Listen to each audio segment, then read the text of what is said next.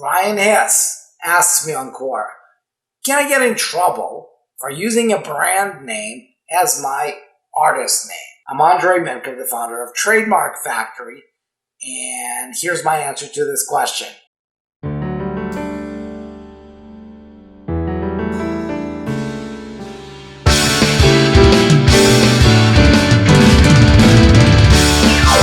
Yes, absolutely, you can get in trouble. Will it always happen? No. But can it happen? Yes. So let's quickly go through this.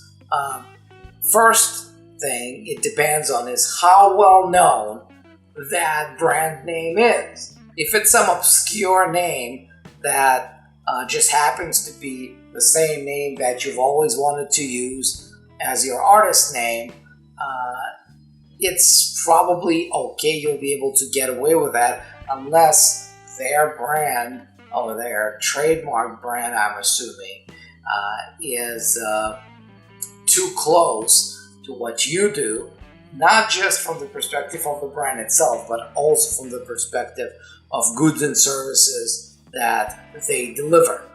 Now, on the other side of the spectrum is that when you're picking a really well-known name and try to use this as your artist name, McDonald's, DJ McDonald's or DJ Microsoft or, something like that.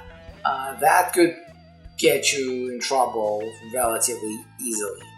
On the other hand, it's also important how well known you are, right? Some brands would be flattered if their name is used in connection with an act that's so big that drives all these new sales to the big company. And it's totally different when they are somebody that nobody's ever heard of. So if you are a celebrity already, you may want to monetize that, and you may want to use this to convince the other party to be okay with you using the brand this way or that way.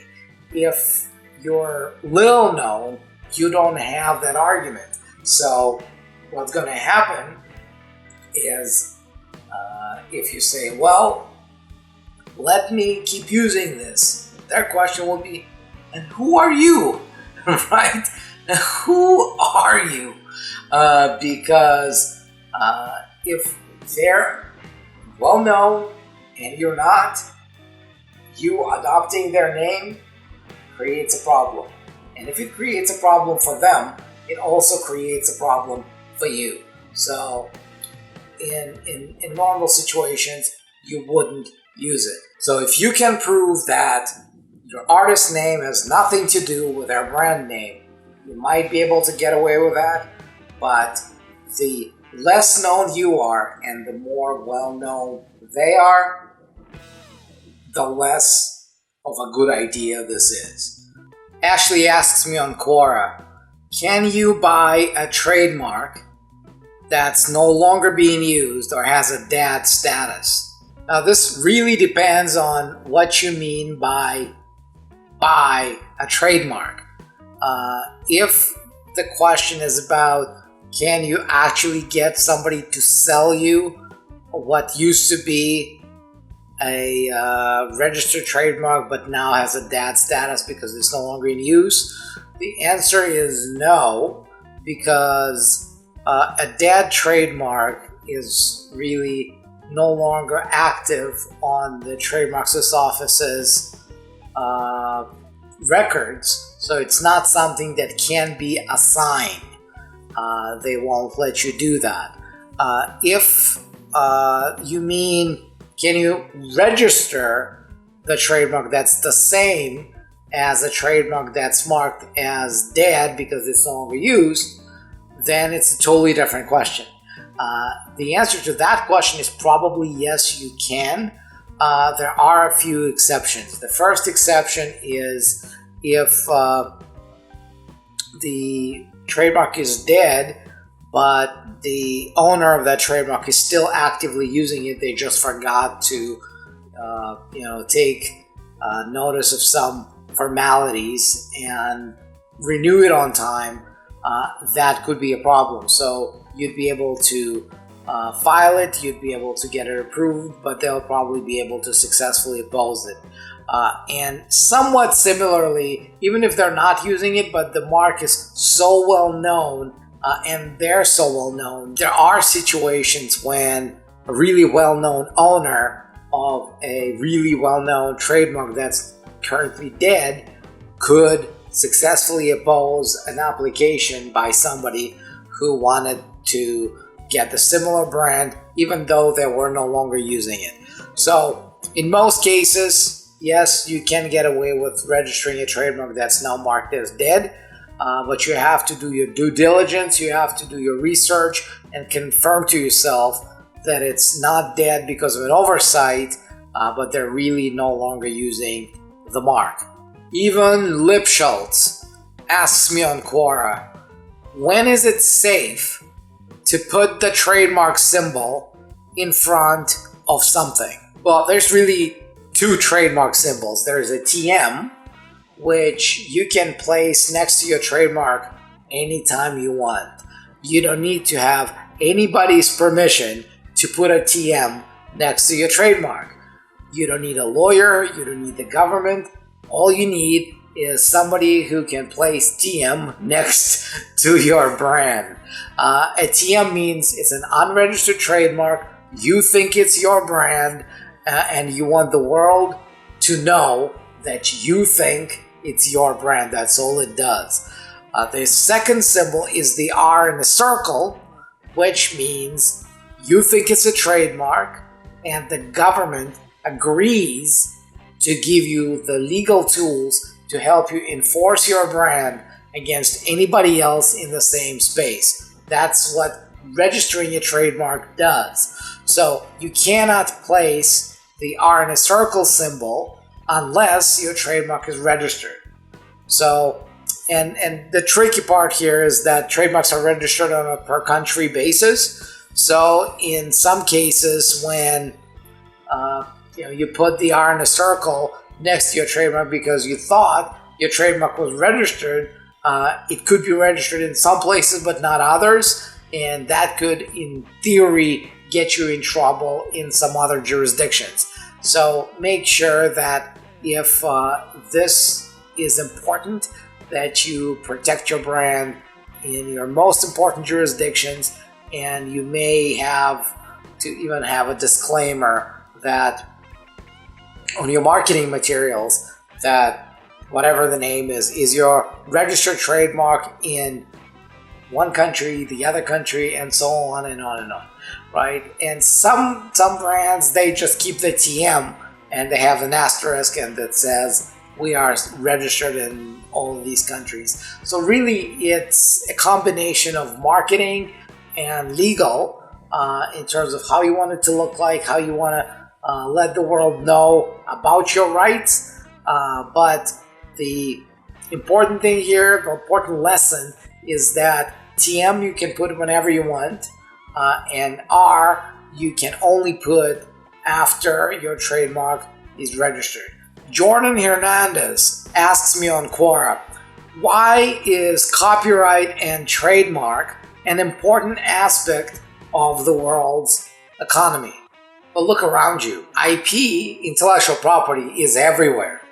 Pretty much anything you see today has been created by a human. And it was monetized by humans. And brands are everywhere, and inventions are everywhere, and content that was created by somebody is everywhere. The design, the websites, the software, all of that is something that somebody had created. And to a large degree, all of this was created because the people who created it were confident that they would have a reward for years that they had to invest in becoming somebody who could come up with all this great stuff. And so that's the reason intellectual property exists. By definition, authors and inventors are the weaker party, because after they share their invention or their work with the world, the only thing that allows them to have any say in how their work is going to be used and how they're going to be compensated is the law, right? Once they've shared it, you can't put an alarm or you can't put a lock on your IP. It's easily copied, it's easily duplicated, and so if it wasn't for intellectual property laws, they would have absolutely no control over their inventions and works other than by not sharing them with the world. And so in order to facilitate that transfer, in order to facilitate that sharing, intellectual property laws were invented, and that's why we get all of this amazing growth around us, because, you know, people want to get compensated for years of hard work, and that's how they do it. And similarly with trademarks, right? You want to make sure trademarks have a dual function. One part of it is to protect the owners of brands, to make sure that whatever investments they make in putting a product out there, in building a name for themselves, in building all that goodwill, they can actually make sure that nobody rips them off and they can enforce that against them. But also the second side of the coin here is to protect the consumer, because if the consumer thinks they're buying a Nike sneaker and in fact it turns out that the sneaker just has the name Nike on it, but it wasn't made by Nike, that would be a problem, right? Because you need confident consumers. And the way to do it is by giving the trademark owners the tools to make sure that they can go after all the look-alikes, sound-alikes, feel-alikes, mean-alikes, brand imitators that are just trying to get a free ride on the popularity of the brands. So why trademarks and copyrights are important? Well, because as civilization grows, the more and more value is driven from the mental work, not from the physical work, right? And from high-end ideas that generate some great products, that generate some great services, but most importantly, they generate the value. That's why it's so important. Now, I hope this answers Jordan's question. And if you've got a question of your own, comment below and ask your question. And if you haven't subscribed yet, subscribe to the channel now, because we post videos every single day. And there's a lot of interesting stuff if you found this one interesting. Until then, I'll see you in the next video.